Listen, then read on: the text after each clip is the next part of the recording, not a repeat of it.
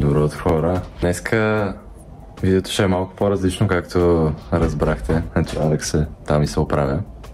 Днеска видеото ще е малко по-различно, както разбрахте от заглавието, тъй като навъртяхме 10 000 км на Теслата. И днес искаме малко повече да ви разкажем за като цяло целият процес, как си я закупихме, как я докарахме до България. Всичките неща, през които минахме и да, и каква е равносметката реално, заслужава ли си, прецакахме ли се или реално си взехме нещо супер яко, така че затова ще разберете малко по-късно в това видео. А сега отиваме на закуска на едно много яко брънч място в София, което ще ви покажем, така че останете с нас.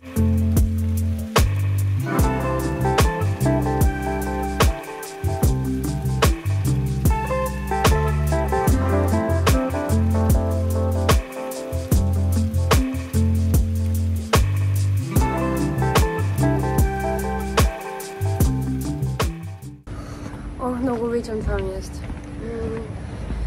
Не съм любител на сладките неща по принцип. И тук не съм най-големия любител на сладките неща. Сега за първ път ядам нещо сладко. Обаче солените неща си остават най-любимите ми в неща. След теб. Да, и мен много повече ми харесва солените неща, но със сигурност ако минавате през центъра на София, пробвайте Wonderland. Работи, мисля, че всеки ден. Не, трябва да се провери, защото не вече работи всеки ден. Да. Работи всеки ден. Петък, събота. Така че да, но ако можете да си направите резервация преди това, защото е доста натоварено, но ако дойдете на място, най-ново да изчакате. В смисъл, да, почти винаги могат да ви дадат места. За сега отиваме да вземем Apple Watch на Алекс, който вчера се опитахме да вземем от Paradise, но не се получи, защото решиха да ни дадат голям часовник, въпреки че разбраха че е за нея. Голям disappointment. Да, и трябваше да го върнем. След като го отворихме. След като го отворихме и тя вече се беше зарадвала. Така че сега да, отиваме до магазина на iStyle в центъра, да видим тук би трябвало да го има. И след това ще ви покажем Теслата. Привет, хора! С нашата Тесла. Тесла модел 3. Малко за автомобила да ви разкажа. Това е 2021 година, Tesla Model 3 Long Range с двата мотора, като прогнозният пробег на тази Тесла е около 580 км. Това, което ние осъзнахме е, че изключително много зависи от климатичните условия, т.е. ако навън е студено, пробега драстично пада, ако карате по-бързо по магистралата, също пробега драстично пада. Така че тези 580 км, като ги видите, не е точно така, смисъл не може да ги минете навсякъде при всякакви условия, наистина много зависи. Малко за това как реално решихме да си купим Тесла. В предното видео, което ако не сте го видели, може да го видите, направихме тест драйв на Tesla Model Y в Холандия, където успяхме в рамките на един час да изпитаме колата, нали, да видим как се държи, какво е усещането да караш Тесла. Преди това и двамата с Алекс не бяхме карали Тесла. И малко след това вече в нас се зароди идеята, че искаме и ние да имаме електроавтомобил и по-скоро Тесла. Като разгледахме варианти, в момента Тесла може да се купи за експорт от две държави, Германия и Австрия. Като ние имахме и опцията да я купим от Холандия, заради факта, че Алекс живееше там. Но в крайна сметка намерихме доста добра оферта в Германия. Като това, което се случи е, че намерихме много добра Тесла от Германия, запазихме я, когато вече решихме да я купуваме. И след това започна самия процес с Тесла, който не беше един от най-добрите процеси. Общо взето плащате едни пари и след това те спират да ви отговарят и чакате в някакъв момент да ви се обадят. Но вече след като купихме Теслата, реално разбрахме как да се извадят транзитни номера от Германия, като цялата информация ще оставим в описанието под видеото. Извадихме транзитни номера на колата и след това идеята беше, че ние взехме 2 месеца преди да се приберем в България, а номерата са с 1 месец. И това, което трябваше да направим, е да отидем и да издадем вторите транзитни номера. Но За съжаление това не се случи, тъй като закона в Германия, точно в тази част, в която ние купувахме, беше, че имате право на веднъж.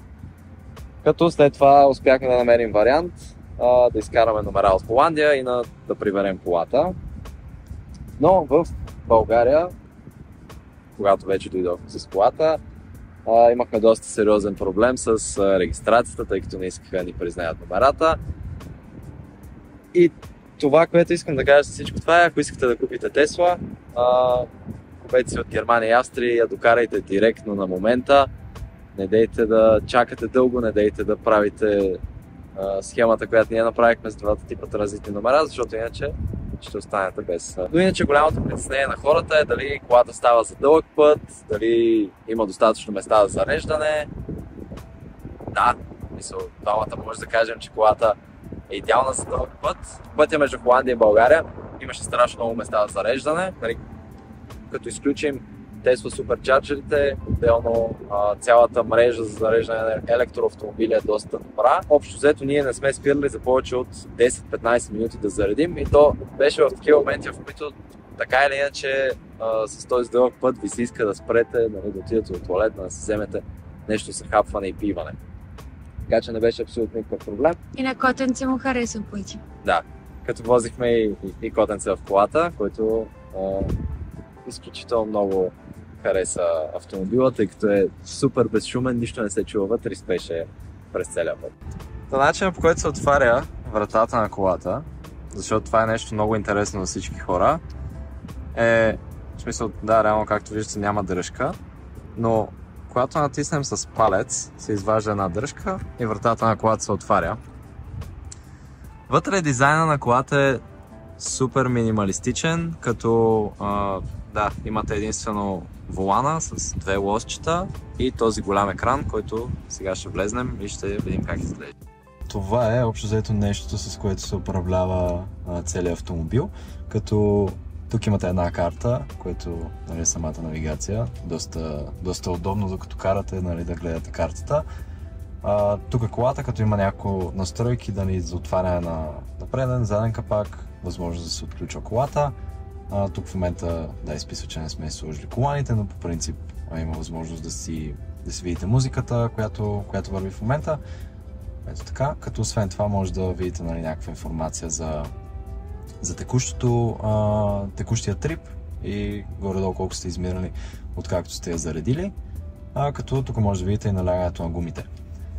Колата идва с доста приложения, в смисъл има браузър, има календар, тук като цяло в паркиран режим може да използвате всяко едно от тези неща, като даже има и игри, които може да играете. Ние като цяло не ги играем, защото не са много интересни, но има доста забавления, които може да правите докато се зареждате, така че не е просто чакане, в случай, че няма къде да отидете.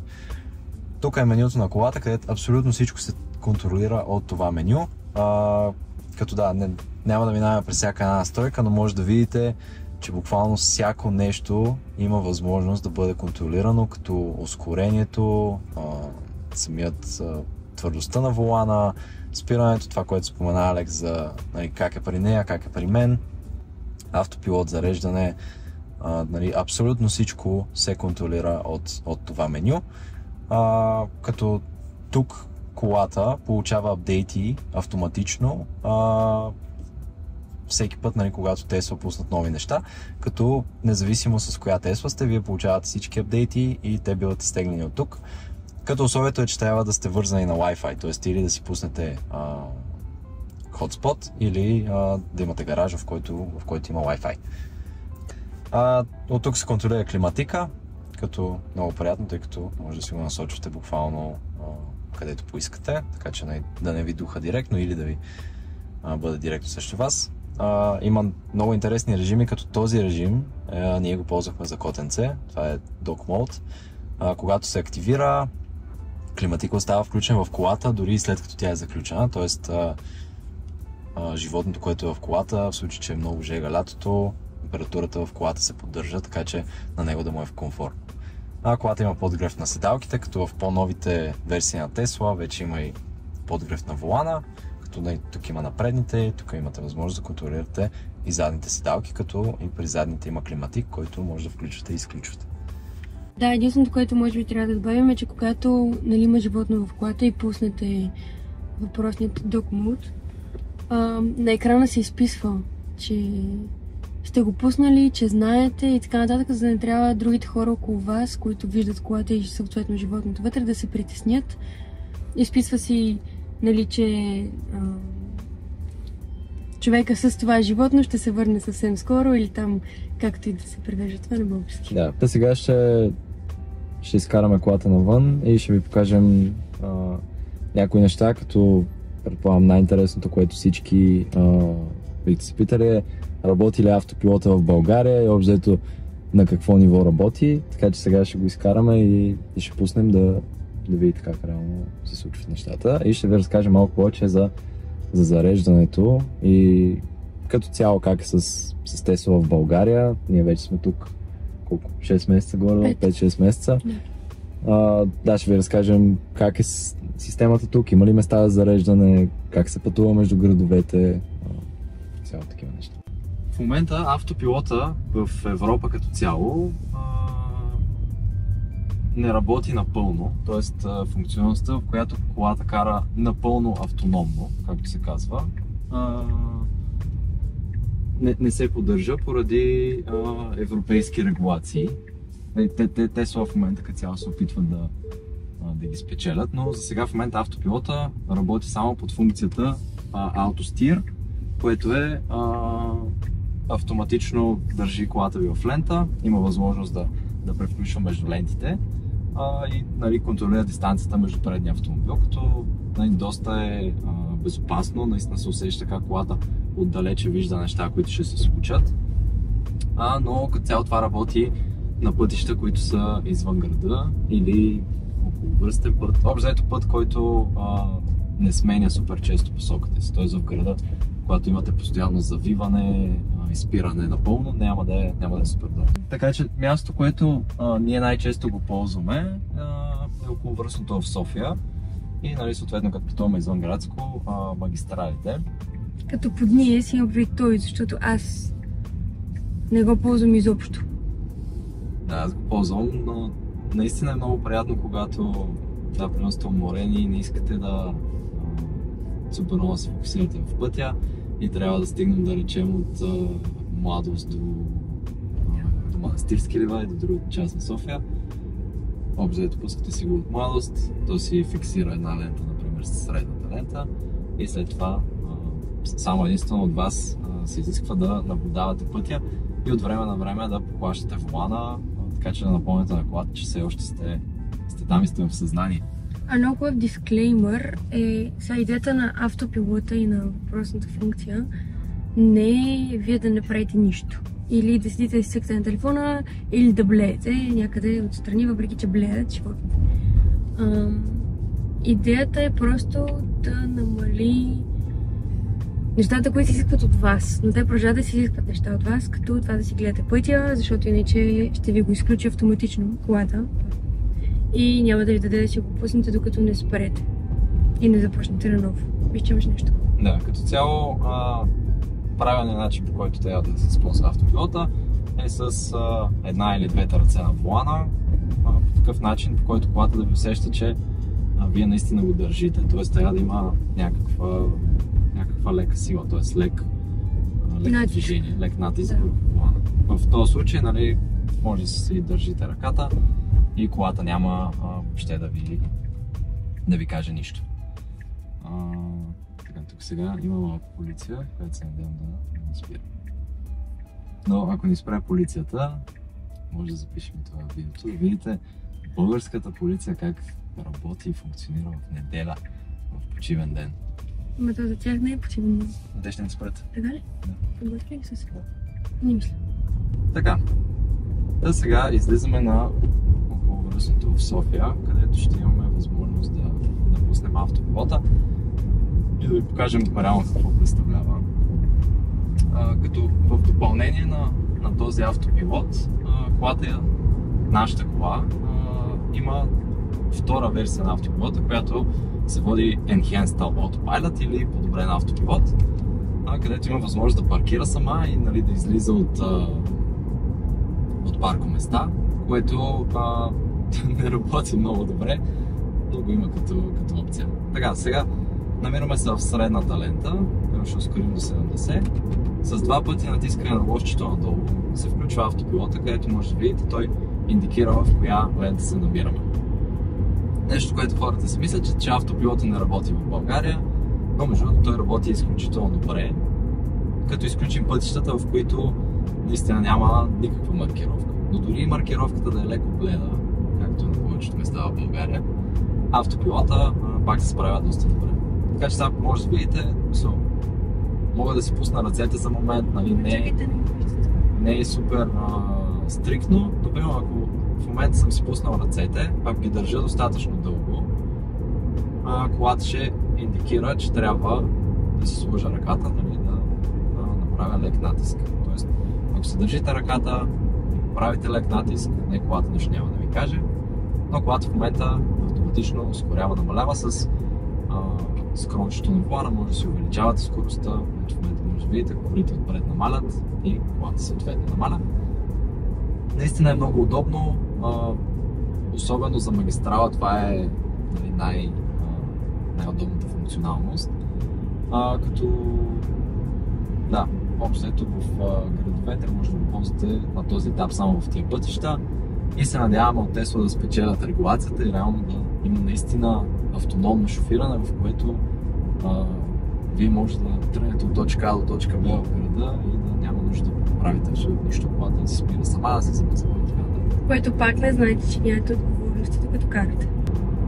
Друго нещо, което може би много хора се питат в България, когато трябва да вземат решение дали си закупят електроавтомобил или автомобил с двигател с вътрешно горене, има ли къде да се зарежда, как се зареждат тия коли, какво става като нали, искаш да пътуваш от един град до друг в България.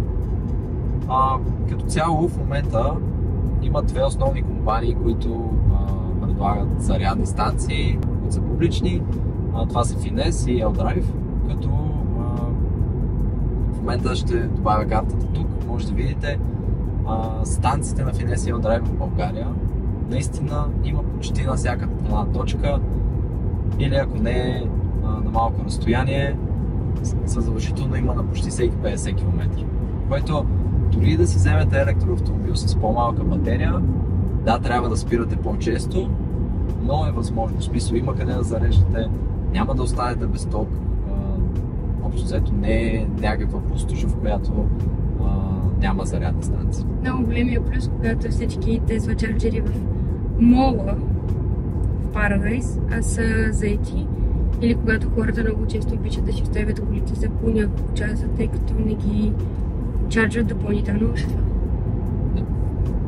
това. Като да, тя спомена за зарядните станции в Paradise, официален чарджер на Tesla има в два града в България, в София и в Пловдив, като на този етап зареждането на Tesla в България на официални чарджери е безплатно, тъй като Tesla няма официално представителство. Тоест, ако живеете в София или Пловдив, това е един много голям плюс.